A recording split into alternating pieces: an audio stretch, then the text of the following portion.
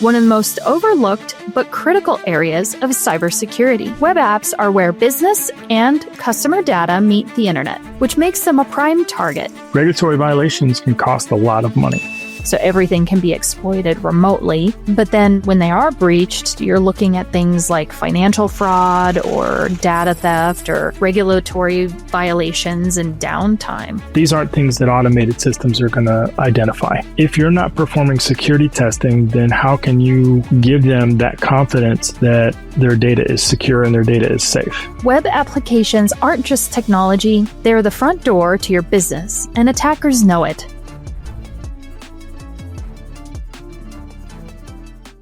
Welcome to the MainNerve Cybersecurity Podcast, where we cut through the noise and talk about what actually matters when it comes to protecting your business and supporting your clients. Today, we're digging into web application penetration testing, one of the most overlooked but critical areas of cybersecurity. Web apps are where business and customer data meet the internet, which makes them a prime target. Let's break down what partners and clients need to know and how we approach it differently. John, why do you think web applications are such a common target for attackers? Well, web applications are they're on the outside of that hard, crunchy shell of networks because by their very nature, they need to be accessible. So because they're accessible, they're going to be targeted by attackers. Add into that the fact that web applications will tend to have sensitive information, whether it's personally identifiable information or data on customers or data that is profitable to the company who owns the web app and they're selling it. So obviously, if they can make money selling it, then someone else can make money by stealing it and selling it. And what kinds of vulnerabilities do we see most often in web apps?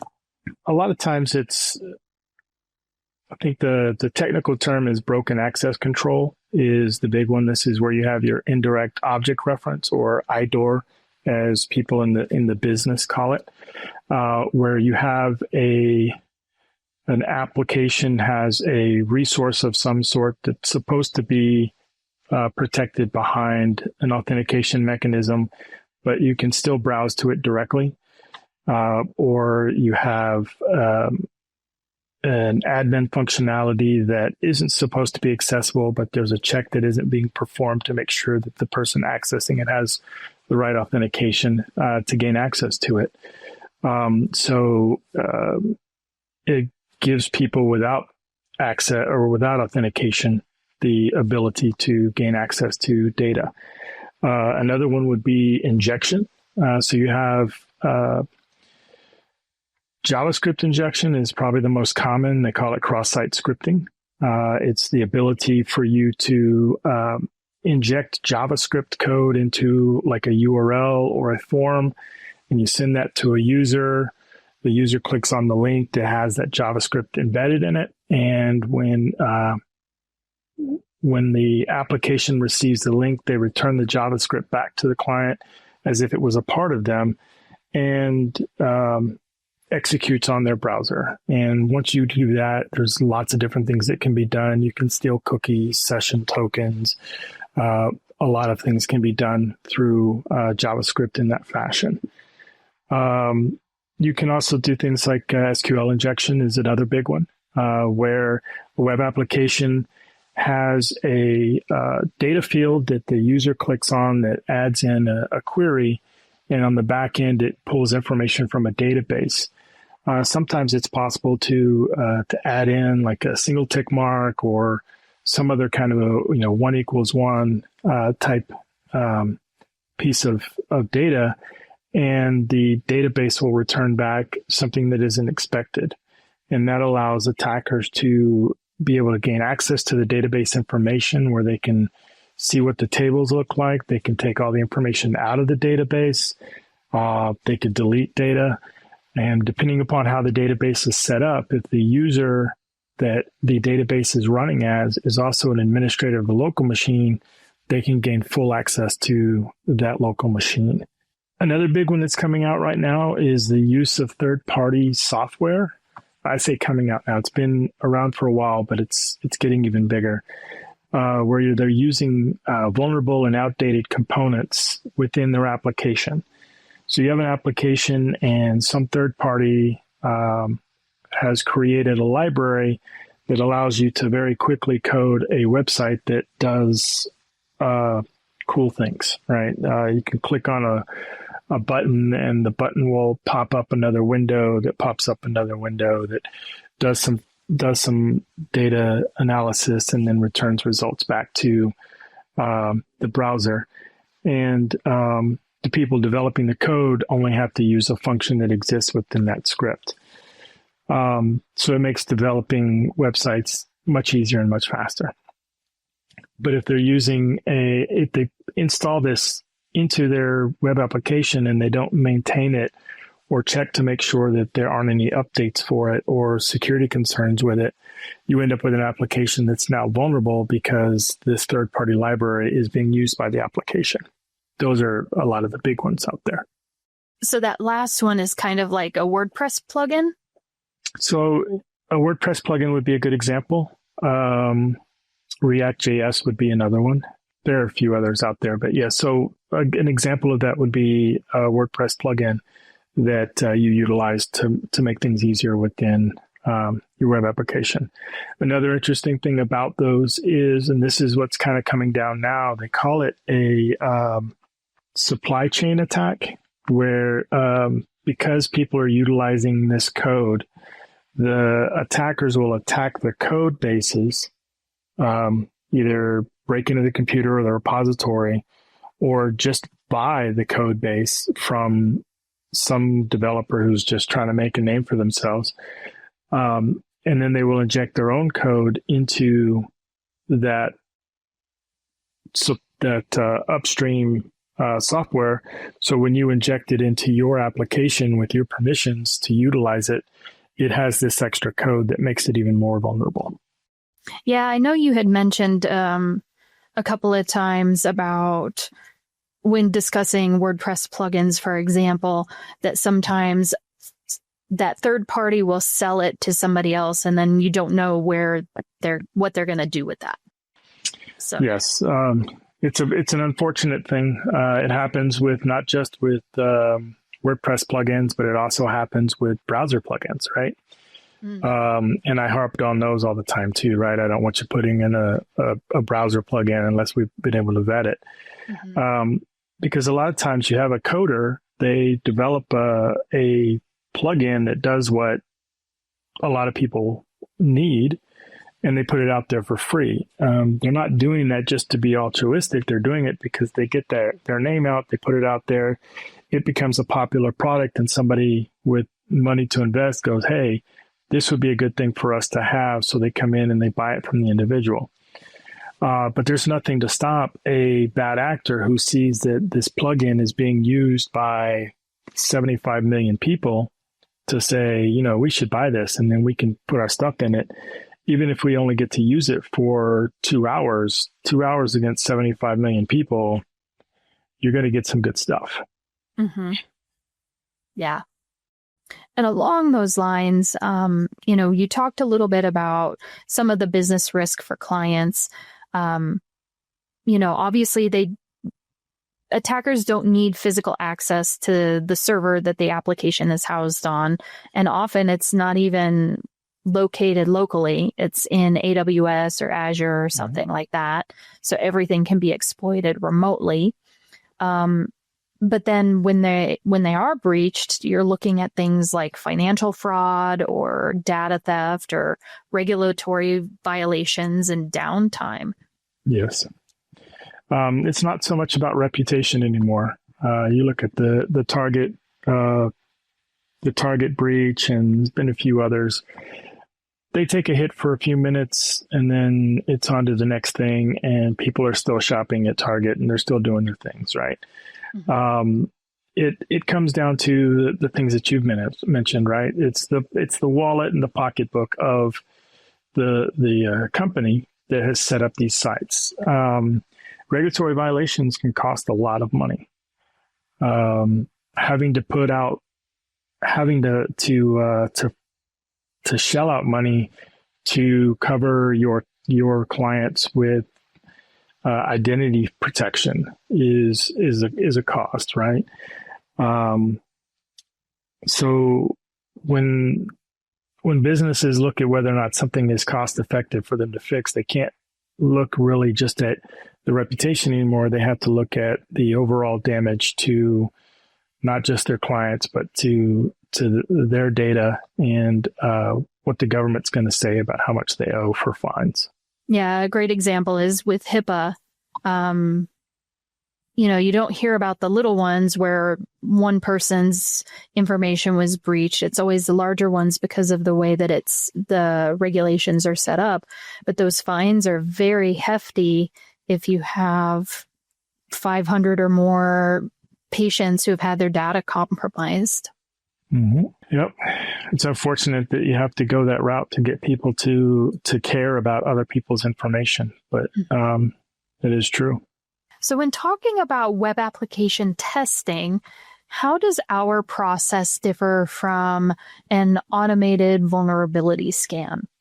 So the automated process, we harp on this a lot, right? You have a machine, it sends out a particular query, it looks at the results, matches it against the known good result, and that's it, right? So if there's a match, then it discards it. If there's not a match, then it reports it. Or vice versa. If it's supposed to not match, but it does match, then they put a report on it. You have situations where the way that the human brain works, we have the ability to identify patterns, but also identify patterns within patterns within patterns within patterns. And we don't have to pre-record or pre-program ourselves to be able to identify those subtle differences. Whereas with an automated scan, you have to have every single one of those patterns within patterns within patterns within patterns identified. So with us, we'll do the basic automated scan to get the basic stuff out of the way, but then we're going to go and look at the data that we got back and see that, oh, hey, this didn't trigger because the application gave us a 200 status code, which means everything's good, but it's really just a 200 status code that is telling us everything is not good, because you read what gets returned back from the site, and it's like, this is a 404 page, but it's not a 404, it's a 200 status code. And I know I'm getting way down in the weeds, but the way that web applications work is they have a status code that tells the browser whether or not the request was successful or what they should do next. Sometimes they get a 301 response, which says what you were looking for, it exists, but it doesn't exist here. It exists over in this other location, so you should go to this other location.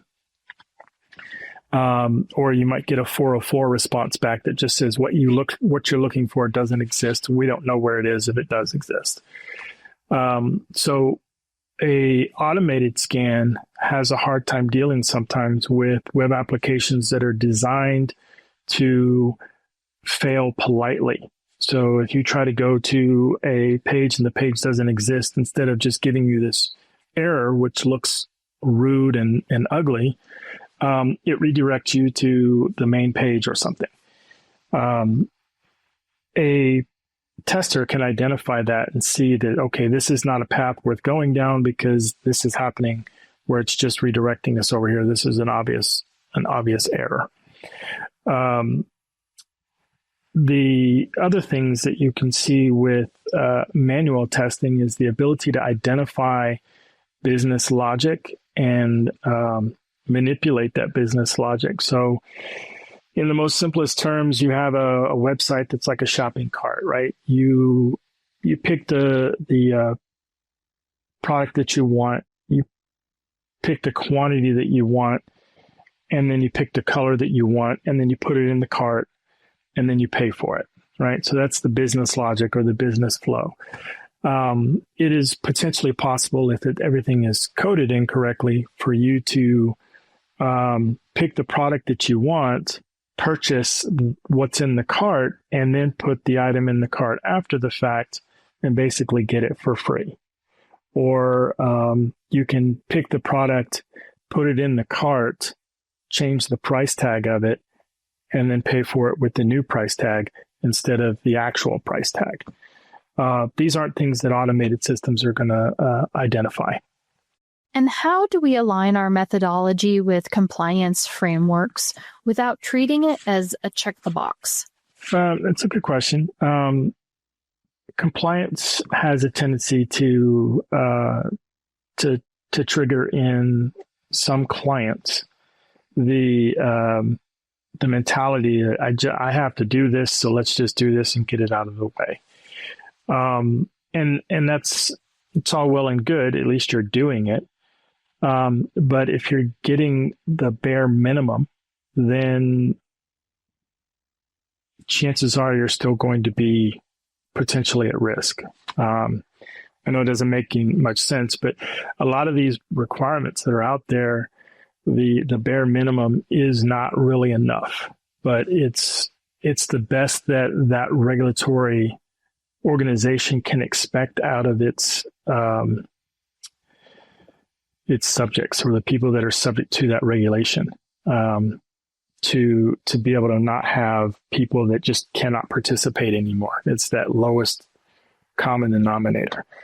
What we do with our test is that our pen tests are pen tests. They're fully testing everything. They're running through, in the case of web applications, we're running through the web application security testing guide, and researching things on that OWASP has put out, looking at the latest and greatest in vulnerability concerns that exist out there. And we're testing the application for that. What we add to it, for example, PCI has requirements for MFA. So whereas we might not flag MFA in a normal web app pen test, depending upon the nature of what's being information that's being safeguarded, we would absolutely mark it in a PCI web app to say, hey, this application doesn't match because it doesn't have MFA. If there are some violations within, say, least privilege, where the concept is that if I'm allowing you access to my application, I'm going to give you the bare minimum amount of access to do everything that you need to do. So it keeps somebody from going in and go, hey, this looks cool. And they go over and they click on it and they see stuff that isn't relevant to them. So least privilege means that I'm only going to let you have the bare minimum. So if we find an application that is allowing a little bit more access than normal, or is it absolutely necessary for that role, we're going to flag that. Whereas in some applications, we might mention it, or if it's not sensitive information, then we're not going to say anything about it. And then another big one is encryption, whether it's the protocols or the ciphers. PCI is very big on those. So we're going to make sure you know about that kind of thing. So in short, our clients might treat it as a checkbox, but we're going to treat it as it's a pen test that needs to have our full undivided attention on, and we're going to test everything we can. And real quick, going back to MFA, multi-factor authentication, I know we've had some discussions internally about what types are acceptable and what types aren't. Obviously, it's different when you're the user. There's not much you can do other than hopefully select a more secure version if they offer it. But what would you recommend for developers who are trying to figure out what to offer? So this is a pet peeve of mine. I've got a bank that I use that only allows either SMS or email, right? I would say that if you have a choice, never choose text messaging. The problem you have with a lot of these sites is that they don't allow you to lock one out, right? So SMS is a very problematic tool for multi-factor authentication because of the fact that if somebody's targeting you specifically, they can get a hold of your information. They contact the phone company and they trick the person that's on the other end into basically switching your phone over to their phone. And now your phone number is no longer going to your phone, it's going to theirs. And then they can go in and they were able to acquire your phone and hijack that. Email would require them to actually have access to your email. And if you are using multi-factor authentication on your email and you're using an app like, Google Authenticator or Authy or Duo or any of those, basically time-based one-time passcodes, then they're less likely to get the access to that. So email can be a good choice so long as you're using everything you can to protect your email. You're using a long password, a good password. You're not reusing that password in other locations that could potentially get compromised and then allow somebody else to gain access to your system or gain access to your email. And that you're using a time-based one-time passcode type multi-factor authentication. The most ideal, obviously, would be like a little dongle that you can plug in. YubiKey, YUBI key is an example of that.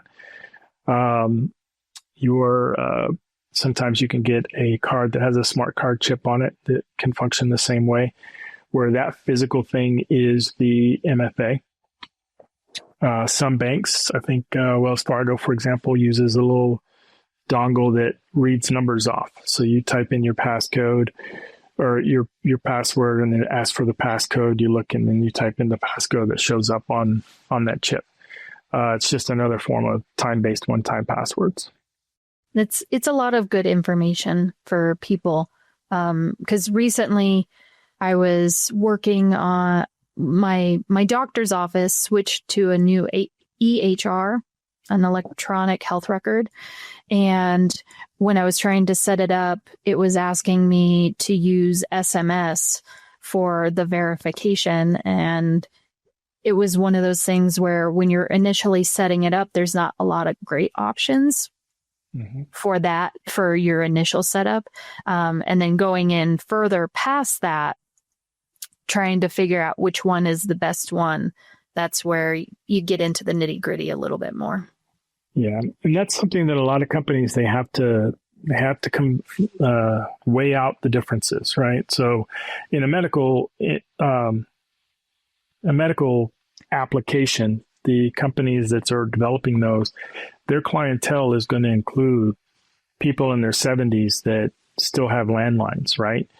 Not to say that all, my dad's in his 70s and he's finally got a non-flip phone, right? But even then, he still has to hand it off to his wife sometimes to do stuff. But SMS is the lowest common denominator because nowadays everybody's got a cell phone. But what do? We have a client that was trying to develop MFA for clients that don't have cell phones. And they made some mistakes in their implementation where you could actually just type in whatever email address you wanted and it would send you the MFA to that instead of using records that are on the back end. But yeah, so you do have problems with lowest common denominator. SMS, absolutely the worst idea in the world. Should never use it. Email, if you don't have another option, email is okay so long as you're protecting things. One-time passcodes are great. YubiKeys are even better. Very good. So why do we often say vulnerabilities in web apps are always going to happen? It's the nature of things, right? So you're writing code. Your code is designed to allow users to use your software. Can you code absolutely securely? Sure. But in 6 months, a year, technology has advanced in such a way that what was secure then is no longer secure because now I have the means to do something to break into it. Take locks, for example, right? So you get a lock in the typical tumbler key. You put the pick in and you apply tension so it's turning slightly, and you're pushing up the pin until it gets locked into place. Then you go to the next one, you do the same thing until all the pins are locked in place, and then the whole thing rotates, right? So then somebody comes up with this idea of what if we were to create a key lock that the key has dimples in it instead. So now when you put the key in, it unlocks by having the pins coming forward instead of going away, right? And then somebody comes up with a way to jimmy those, right? So it takes time, but somebody's going to find a way to get around whatever security mechanism that you put into place. And what's the real value then of testing if new code is constantly being released?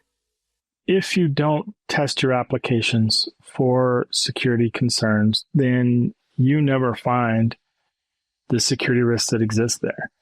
And if you're not logging your if you're not using logging properly, then you never know, right? So somebody comes into your system and they're always in there.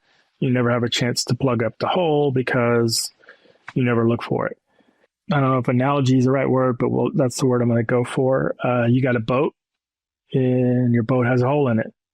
If you don't go looking for that hole, eventually your boat's going to sink, right? But you go and you find the hole, you plug up the hole, and then another hole comes somewhere else, but you go and you're looking for it, so you find it, and you can keep from having your boat sink because you're looking for the vulnerabilities that exist, or even the future ones that are going to exist as you continue to look for them. And it keeps you from just basically sinking. That's a good analogy. How should companies think about web app testing as part of their overall security posture? Often and in the beginning. So software development lifecycle, or SDLC, is the process that you go through when you develop an application. It's you come up with the idea, you create the product, you test the product, you release the product, and then you come back around and either implement new ideas into the application or in the product, or you revise or improve on what's already there. And so that's that process that you go through, and it's cyclical, it's constantly going. But what tends to happen is people don't put security testing in there to make sure that, you come up with the idea, you develop the product, you should, while you're testing to make sure that the product functions as expected, you should also be testing to make sure that it can't be manipulated or exploited. And it should be in that cycle or process where they're constantly thinking about security. Okay, I want to add this new feature. This new feature allows me to go in and change the picture that I have that represents who I am, right? So they implement that, they test to say, okay, yeah, I can go in and I can change my picture, everything works fine. But what they don't do is they don't check to see if I can go in and I can change somebody else's picture.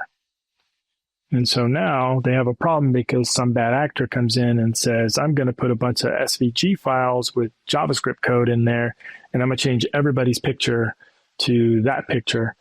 And now when somebody goes to look at the profile or they go to look at their own page, that SVG file is there and the JavaScript code runs, and now they have, cross-site scripting vulnerability going on, all because they didn't check to make sure that there was a security, that the application was secure in the function that they were trying to implement. So to revamp, they should be thinking about it often and all the time, or in every aspect of the process. What unique risks do SaaS platforms face compared to traditional web apps? So when you talk about a software as a service, depending upon what the software is capable of doing, you could be granting a lot of power to that platform to do things for you. And if it's not secure, then a bad actor can get in there and they could do a lot more damage to not just the application itself, but to the clients as well. Add on to that, a lot of SaaS products are what we call multi-tenant products. And that means that when I log in, I'm in my own little box and everything that I'm doing exists within that box. My data is all in that little box. And right next to me is my neighbor in the SaaS world who has their own little tenant that's in their own little box, and they have their access to everything. But if there is I want to say lateral movement, but lateral movement is technically not the right term. If there's a vulnerability that allows me to escape my tenancy and hop into somebody else's tenancy and gain access, I now have a much wider area of people that I can target or information that I can glean. So when it comes to a SaaS platform, the risk isn't just in the data that exists for a client, for a single client, but for all of the clients at the same time. And how do APIs change the testing strategy? APIs are designed to perform very specific functions on back-end services, usually on servers that you don't have direct access to, right? So imagine that in your office, you've got another room, and that room has a computer in it behind a locked door, and that's where all your data is stored. And then you develop a web application on the front end that can make that API call back to the back end to get the information, return it, and give it to the client, right?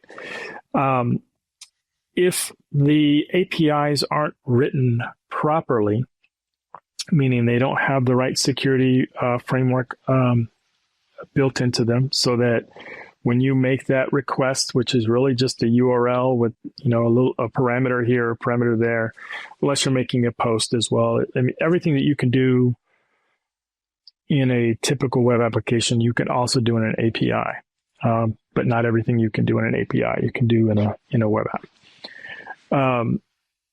If you don't have the right authentication set up for it, then the exposure that you have is much broader, because now I don't have to attempt to access the data in the confines of the application that you built, the web app that you built.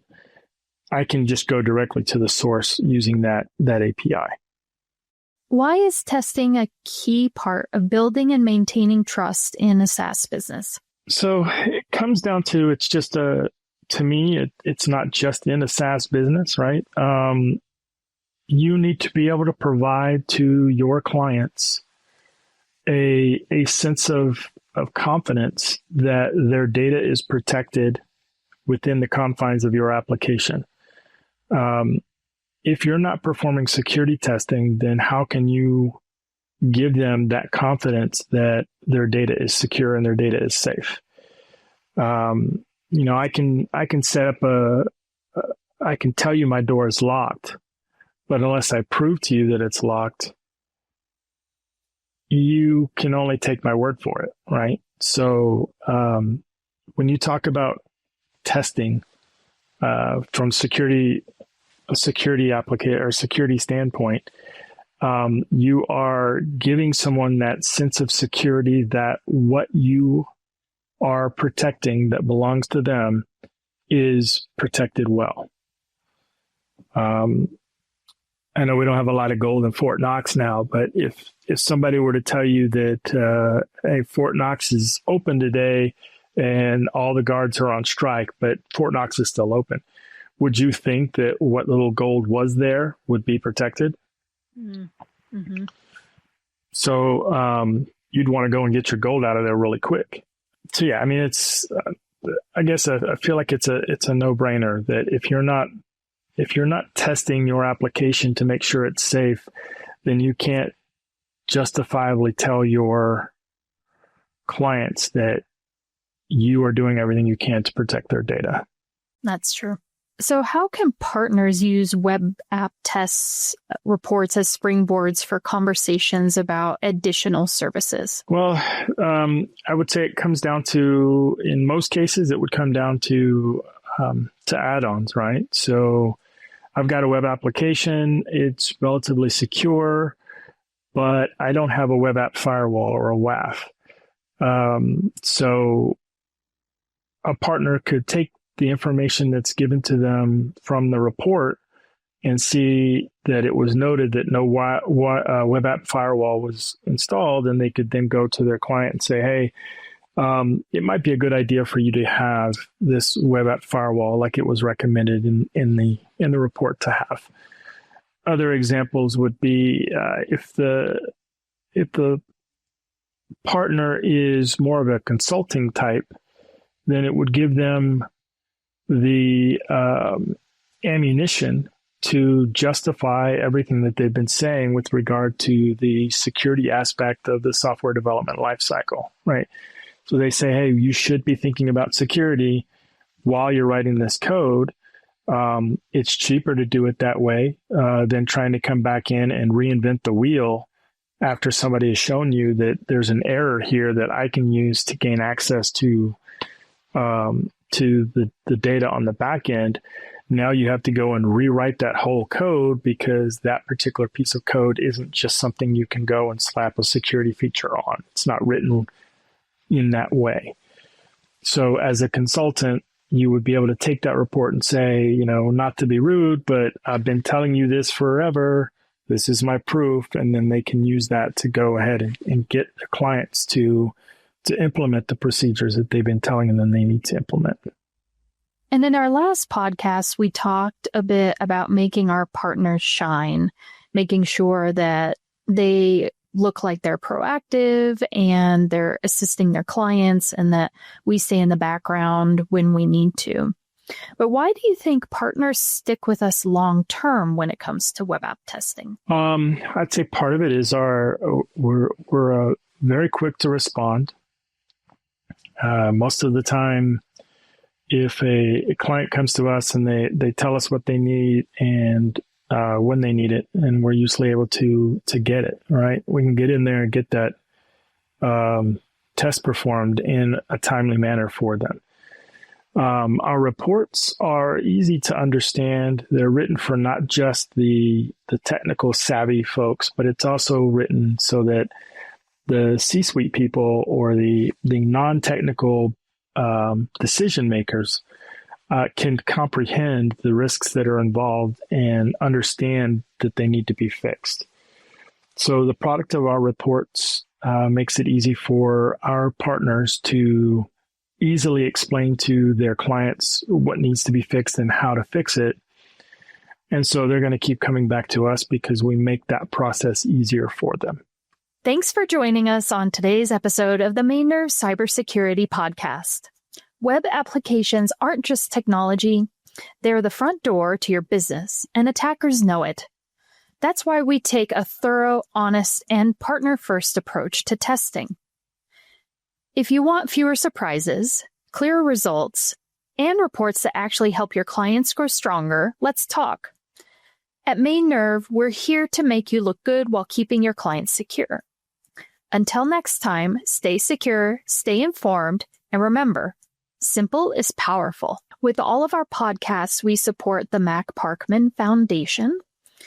That is something that is near and dear to our heart, basically about concussive trauma and making sure that people are informed about that, especially with kids and sports.